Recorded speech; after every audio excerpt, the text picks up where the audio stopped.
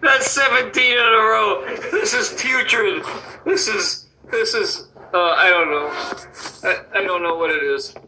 But it's an athletic meltdown. Oh my God. You can do it.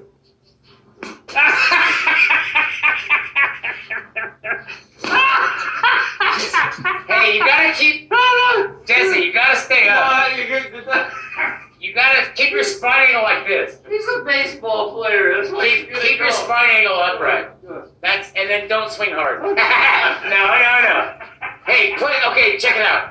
Put the wash rag under your right knee. Your left knee will be fine.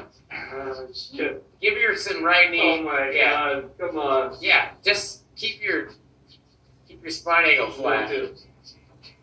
Yeah. Oh, you ruined the whole show. You ruined the whole show. He had like. So that doesn't happen very often, maybe in a beginner or somebody who can't handle the weight of the club. In the next couple of frames here, this started to move up ever so slightly. So what that means is they transferred the energy to the club, and then as it came around, what the club rotated around moved up. So our analysis then starts to move up to this area, and we're looking at what the golfer's doing right around this area. This next phase of this moving up, we feel is the sweet spot zone. Look at Tiger in the year 2000. Map out what his club is actually curving around. And what it's curving around is somewhere right here in between the golfer and the club. And that's going to be the sweet spot of transferring energy to the club. Back to the handle dragger. So this handle dragger, so to speak, and explain what that means is making the club rotate around something that's staying well inside the path of the hub the whole time. And you can see there's a huge space there. So what this golfer is doing is they're pulling the club this way, and what the actual club is rotating around is inside the hands the whole time. They're going to have a really fast looking body. Because when the club moves out in this scenario, and what the club is rotating around moves closer to the hub path, that slows the golfer down. They're going to have the kinematic things you see that would be like decelling the different parts of the body and letting the club swing out.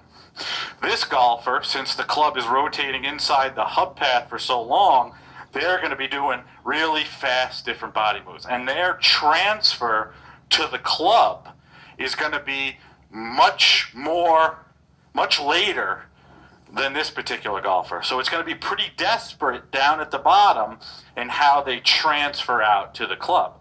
We would never analyze the point where the golfer is trying to torque hand versus hand in this particular golf swing, because what the club is rotating around is nowhere near.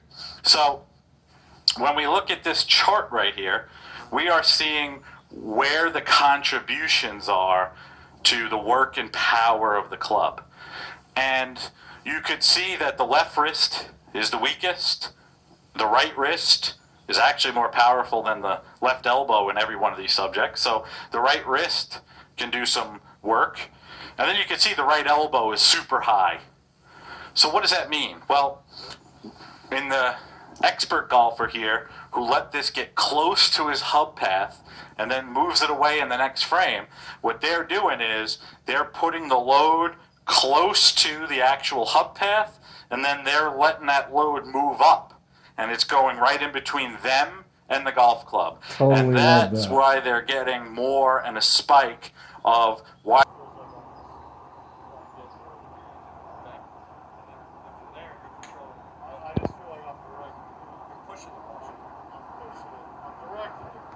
But you're also pushing. Yeah, pushing. So push that ball.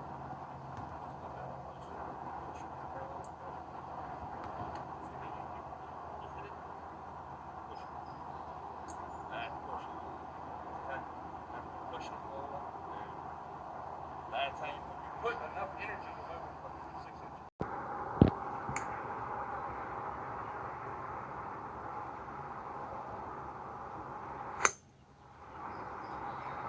I've just been thinking about hitting this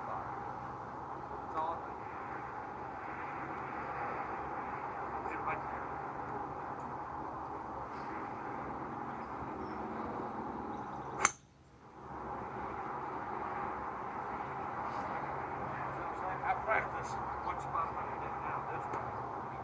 Raises this down, see that spot right there? I'll hit that and land.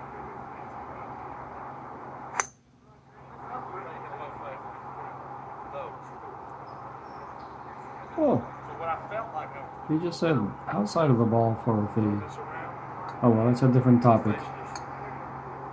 A simple, repeating, athletic, powerful golf swing by making some analogies to what you see a lot in professional baseball. So one of the big things that I believe in is that golf and baseball and sidearm throwing and even a forehand stroke in tennis, they're all played on a pure arc where the club or the racket or the swing of your arm travels away from the target line, back to the target line, and then back away again. That's just the way that an offline game is designed to be played. And when I say offline game, what I'm referring to is the basic difference between sports. So for example, if we're dealing with an online game, and then we're talking about maybe a sport like basketball, where you're actually standing physically on your line of flight.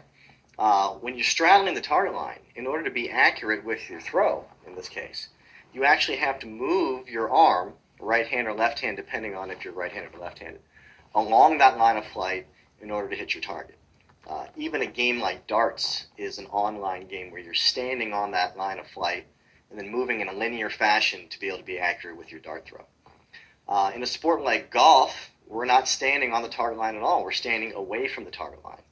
And that means we're playing an offline game. So in order to be accurate and powerful with an offline game, you have to swing off the target line. So if you already have thoughts in your head about, keeping the club head moving down the line of flight, or keeping the club face square to the target, or swinging down the line, then you're really not playing the game of golf under the conditions which is designed to be played. So when we start looking at a baseball swing, what I start noticing is the basic arm sequence. So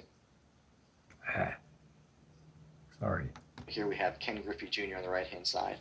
And you can see that his right arm is behind his body. His hands are not in front of his chest, they're behind him. His arms are going to swing in a sequence that goes arms behind, arms in front, and then arms behind. Arms behind, arms in front at the point of contact, and then the arms travel back behind again. So here we are showing the arm sequence for an offline game, behind, in front, and then behind. So when I do that same thing with my golf swing, you can see that I have my arms behind. I'm going to swing my arms in front, and then arms back behind again, playing in a pure circular arc. Well, what's the difference between these two swings?